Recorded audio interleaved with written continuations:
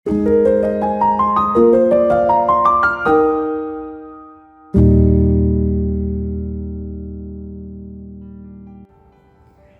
sejahtera saudara yang dikasihi Tuhan. Senang dapat berjumpa dalam program Sapaan Gembala pada hari ini.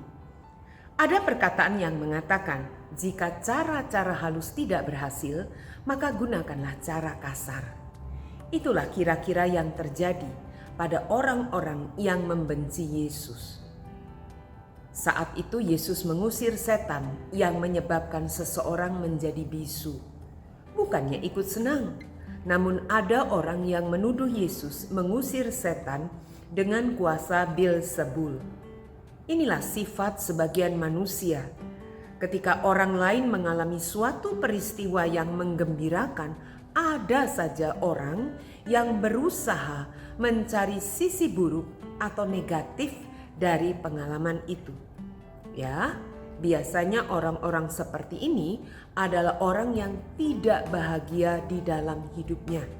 Karena itu, biasanya ia atau mereka tidak senang jika orang lain senang. Yesus membalikan tuduhan itu dengan argumentasi yang menurut saya keren banget. Yang pertama, Yesus menggunakan prinsip umum mengenai kesatuan. Mana mungkin sebuah rumah tangga atau kerajaan yang terpecah dapat bertahan? Jadi, mustahil Yesus mengusir setan dengan kuasa Beelzebul. Mengatakan Yesus mengusir setan dengan kuasa Beelzebul berarti sama dengan mengatakan Yesus adalah bagian dari kerajaan setan atau kerajaan kegelapan. Karena kita tahu Beelzebul sendiri sering diidentikan sebagai penguasa tertinggi dari semua roh jahat. Jadi kalau Yesus mengusir setan dengan kuasa Beelzebul, bukankah sama artinya dia melemahkan kerajaannya sendiri? Argumentasi kedua, jika mereka menganggap Yesus adalah bagian dari kerajaan kegelapan, taruhlah benar seperti itu, maka kali ini Yesus merujuk pada pengalaman eksorsisme atau pengusiran setan yang memang sudah ada sejak dahulu kala di kalangan mereka. Bahkan Yosefus, seorang sejarawan Yahudi, merujuk bahwa praktek eksorsisme ini sudah ada bahkan pada zaman Salomo. Yang merupakan bagian dari kebijaksanaan Salomo adalah karena ia mempunyai kemampuan untuk mengusir setan. Nah, di sini Yesus mengatakan, jika aku mengusir setan dengan kuasa Beelzebul, dengan kuasa siapakah pengikut-pengikutmu mengusirnya? Karena itu, merekalah yang akan menjadi hakimu. Lukas 11 ayat 19 kita temukan dalam bacaan hari ini. Di sini jelas Yesus mau mengatakan, jika kamu meragukan aku, lalu bagaimana dengan orang-orang yang mengusir setan lainnya?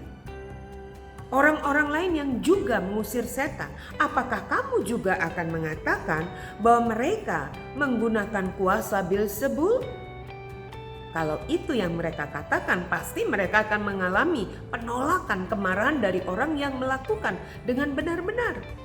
Jadi satu-satunya alasan mengapa Yesus dapat menaklukkan setan adalah karena kuasanya lebih besar dari kuasa setan.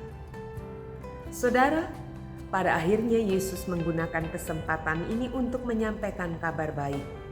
Ia mengatakan, jika aku mengusir setan dengan jari Allah, maka kerajaan Allah sudah datang kepadamu. Ya, Yesus menggunakan kesempatan ini untuk memberikan kepada mereka pilihan. Siapa yang tidak bersama aku, ia melawan aku. Bagaimana dengan kita? Apakah kita hendak bersama Yesus? Jika ya, maka itu berarti kita tidak akan membiarkan kegelapan dengan cara apapun menghancurkan dan mencerai-beraikan hidup manusia. Kita tidak akan meragukan Tuhan dan karyanya di dalam hidup kita. Sebaliknya, kita semakin hari semakin ingin mengenal Dia dan hidup melekat kepadanya.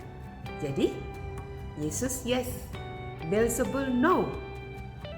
Yesus tidak akan berada bersama dengan Beelzebul atau kegelapan. Anda percaya bukan? Mari kita berdoa. Tuhan, kami mau bersama dengan Tuhan, berdiri bersama dengan Tuhan Yesus di dalam kerajaan terang. Dan kami tidak akan pernah memilih kerajaan kegelapan. Kami ingin mengenal Tuhan lebih jauh, melekat pada Kristus dan berjalan di dalam terang. Bimbinglah kami Tuhan untuk memilih dengan benar berada bersama dengan Kristus. Terima kasih Tuhan, bimbinglah kami di dalam roh-Mu. Kami mohon. Amin. Tuhan memberkati kita dimanapun kita berada pada saat ini.